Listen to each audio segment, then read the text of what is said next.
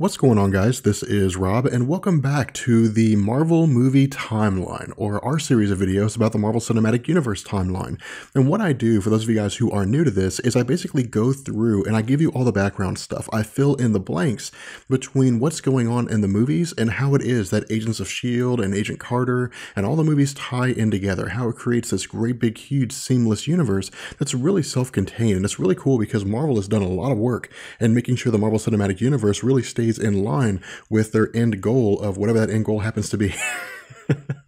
So what we're going to do in this video is we're going to start with the 1940s. Now, for those of you guys who didn't see our previous video where we had talked about 1930s, some highlights here is we had talked about how Howard Stark had gone on to basically launch Stark Industries, how Abraham Erskine, the man who invented the super soldier serum and would later inject that in Steve Rogers to make him Captain America, how prior to this he was trying to escape Germany as the Nuremberg laws were being imposed, and he was captured by Nazis and then taken back to the fortress of Johann Schmidt, who would later become the Red Skull. These are the kind of things we had talked about in this video, and so what we do here is we pick up in the early 1940s, and with around 1940 or so, we find that Howard Stark is basically demonstrating to the US military how it is that vibranium works. This is the first time we see vibranium in the Marvel Cinematic Universe. Now, this seems to be demonstrated for the purposes of military applications, but the fact remains that this sparks an interest in Chester Phillips, who is played by Tommy Lee Jones in Captain America: The First Avenger, and as a result, he's basically caught the eye of Howard Stark. The two of them are sort of beginning to work together, but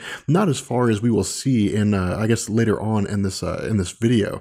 Now, what we do from here is we jump to Johann Schmidt, who has already been injected with the super soldier serum at the hands of Abraham Erskine. Now, Marvel doesn't really give us the actual injection of the super soldier serum. They pretty much just jump to Abraham Erskine being captured and then Red Skull being injected with the serum. That's pretty much how this works here. There's really no middle ground there. And so as a result, Red Skull is basically taken on his form. I guess Johann Schmidt has become the Red Skull. And so as a result, Abraham Erskine is still kind of kept confined to the castle of Johann Schmidt, but what we learn is that Peggy Carter arrives, and Peggy Carter actually rescues Abraham Erskine. Now, Peggy Carter was masquerading as a maid named Eva, and the whole idea here was for her to get in, rescue Abraham Erskine, and then have him join the Strategic Science Reserve, which he does. When he's rescued, he's actually taken onto a plane with Howard Stark, and he's basically given the opportunity to join the Allied forces. Now, from here, we jump to 1941, and one of the more prominent dates here is that in December 7th, that the United States enters World War II. But what happens is this very close, this very quick timeline in 1941. Almost immediately after we join into World War II, we find that at the same time that that Steve Rogers is, for the most part, rejected from joining the United States Army. This is what we had seen in the beginning of Captain America: The First Avenger. At the same time, around this same time, we find that Abraham Erskine basically rejects a series of candidates that are supposed to be used for the super soldier serum by Chester Phillips. Now, again, Chester Phillips, who is played by Tommy Lee Jones, has selected these candidates for their physical capabilities, because if they were injected with the super soldier serum, their physical capabilities would be enhanced. But as we know, Abraham Erskine wanted to be very, very selective about who it was that got the super soldier serum, because all it does is magnify what's on the inside. It gives them, enhanced strength and speed and so on, but it takes what's on the inside and it brings it on the outside, which is the reason why Johann Schmidt became the Red Skull. He was basically a reflection of the evil within. Now from here, we jump to 1942.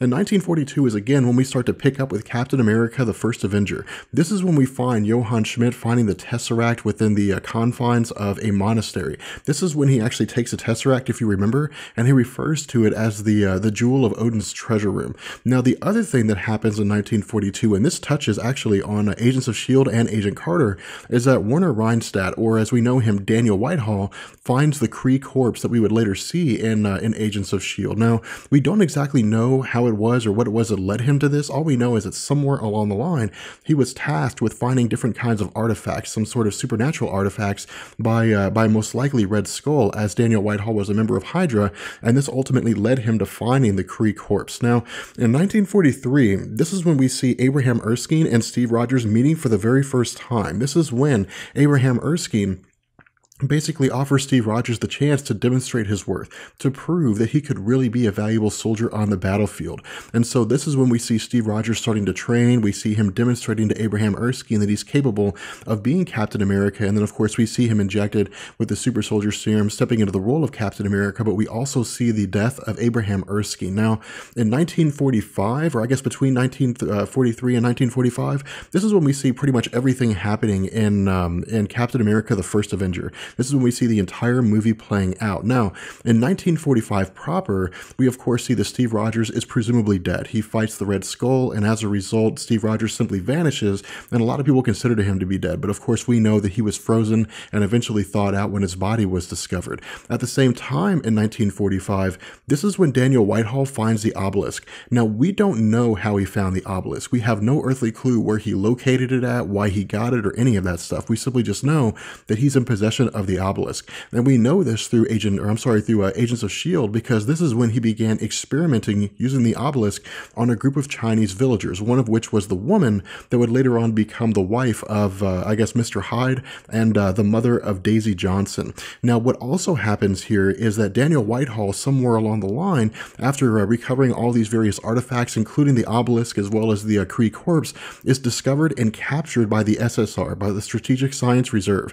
And this is when we saw the first episode of Agent Carter picking up. This is when we saw her, I guess, meeting with and talking to the Howling Commandos, and ultimately taking these things into confiscation for the SSR. Now, in 1946, this is when we see the establishment of S.H.I.E.L.D. This is when S.H.I.E.L.D. first begins to take form. Now, this really comes out of the Marvel Cinematic Universe, or the Marvel film one-shot, Agent Carter. This was basically a very short film that kind of gave us the rundown on how it was that Agent Carter had basically gotten into the kind of things that she did, and what took place after Agent Carter, the TV show, came to an end.